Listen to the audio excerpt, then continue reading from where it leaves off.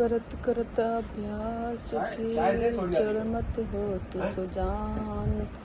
रसरी आवत जावत सिल पर पड़त निशान। धीरे धीरे साधना के पथ पर आगे बढ़ना है।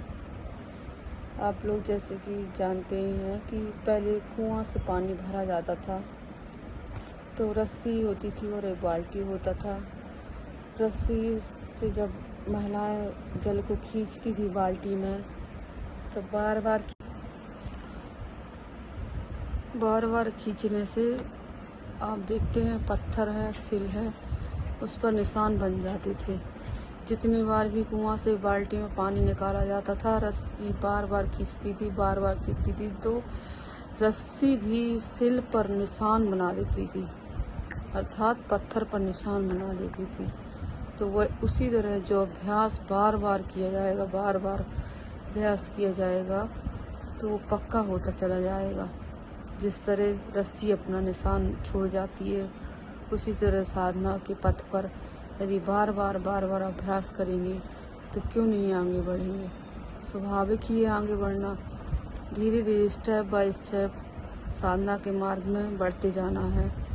उसके लिए जहाँ पर भी व्यवधान आ रहे हैं, रुकावट आ रही है, उनको दूर करते जाना है, फिर आगे बढ़ते जाना है। एक स्टेप लिया है तो उसमें जो व्यवधान आ रहे हैं उनको हटाते जाएंगे और उसके आगे वाले स्टेप में बढ़ते जाएंगे। तो कुछ दिन ऐसा आएगा कि कुछ परेशानियां तो आएंगी, फिर धीरे धीरे हट जाएंगी और आपका रास्ता साफ हो जाएगा। रास्ता साफ होते होते देखेंगे कि कुछ ऐसे मोमेंट आते हैं लाइफ में, या संस्कार ही उन्हें कह सकते हैं। जन्म जन्मांतर के संस्कार बने होते हैं। बीमारी ले लीजिए, शरीर का स्वास्थ्य रहना नहीं ठीक रहता है, या तो फिर कुछ न कुछ परेशानियां संसार की आ गई।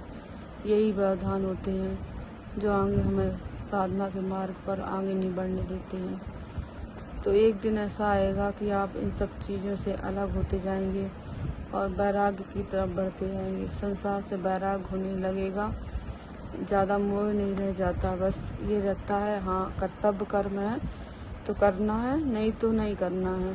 फिर धीरे जब कर्तव्य कर्म जहाँ आप देखने लगते हैं तो मोह अपने आप ही चला जाता है, क्योंकि हम सबसे ज़्यादा महत्ता उनको देते हैं जो हमारी लाइफ में महत्वपूर्ण है। तो कर्तव्य कर्म हमारे जीवन में सबसे महत्वपूर्ण अंग है, क्योंकि इससे क्या है कि आप संसार की चीज़ों के मोह बंधन से बचे रहेंगे, क्योंकि कर्तव्य से बड़ा मोह नहीं है। इसलिए कर्तव्य को पहले आगे रखना है।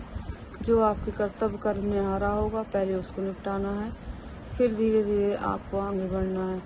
मोह को आगे लाने नहीं देना है। मोह व्यापक होता है, एक मोह संकुचित होता है। व्यापक मोह तो अच्छा है साधना के लिए, लेकिन संकुचित मोह रखेंगे तो साधना के लिए हानिकारक है। इसलिए इस मोह के बंधन से निकलना है। साधना के मार्ग में अहंकार, मोह, रोग, ईर्ष्या, द्वेष, ये सब व्यवधान हैं जिनकी जल्दी से जल्दी दूर हो गई, वो तो आगे बढ़ गए। जिनके हैं अभी ये बुराइयां, उनको धीरे धीरे हटाना है। जब आपकी ये बुराइयां अंदर से धीरे धीरे हट जाएंगी तो आपका अंतःकरण शुद्ध हो जाएगा। जितना अंतःकरण आपका शुद्ध होता जाएगा उतने ही आपको ईश्वर के सम्मुख पहुँचते जाएंगे। रोज अभ्यास करना है आपको। एक तो शून्य होने का अभ्यास जो मैं निरंतर बता रही हूँ को एक उससे एकाग्रता से मन को शून्य करना है। मुँह में मौन और मन में शून्य। जैसे कि मुँह में आपने मंत्र भी रख सकते हैं कि निरंतर आपके मुँह में मंत्र जप चलता रहे। बाहर के विचारों से बचे रहें। बाहर के विचार आपको परेशान तब तक करेंगे जब तक आप अंदर से मंत्र का जप का सहारा लेंगे, तो धीरे धीरे आप मोह के बंधन से बचे रहेंगे और साधना के मार्ग में धीरे धीरे आगे बढ़ते जाएंगे। हवन का भी सहारा ले सकते हैं। जाप, हवन, ध्यान, ये सब आपके साधन हैं जो आपको साधना के मार्ग में बढ़ाने का कार्य करते हैं। तो सब लोग यही संकल्प लें कि हमें सन्मार्ग पर चलना है, साधना करनी है, ध्यान करना है, अच्छे कार्य करने हैं, समाज में परोपकार करना है। जहाँ पर भी अच्छा कार्य कर सकते हैं आप, संभव है तो आप कोशिश करिए कि समाज के लिए, देश के लिए जितना व्यापक होते जाएंगे उतना व्यापक बढ़ाते जाएं। धीरे धीरे संसार की उन्नति के लिए कार्य करते जाएं। उसमें आपका भी भलाई है और संसार की भी भलाई है, दोनों की तरफ बढ़ते जाएंगे और धीरे धीरे देखेंगे कि आपके अंतःकरण में काफ़ी परिवर्तन हो जाएगा। एक दिन ऐसा आएगा कि आप अपने आप को भी निरीक्षण करेंगे तो आप समझ पाएंगे कि हमने जो संसार में कार्य किए हैं, सेवा की है, समर्पित भाव से रहेंगे, इसी का कारण है जो आपका अंतःकरण एक दिन पवित्र हो जाएगा।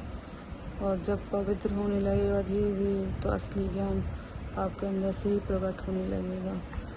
जय श्री राधे।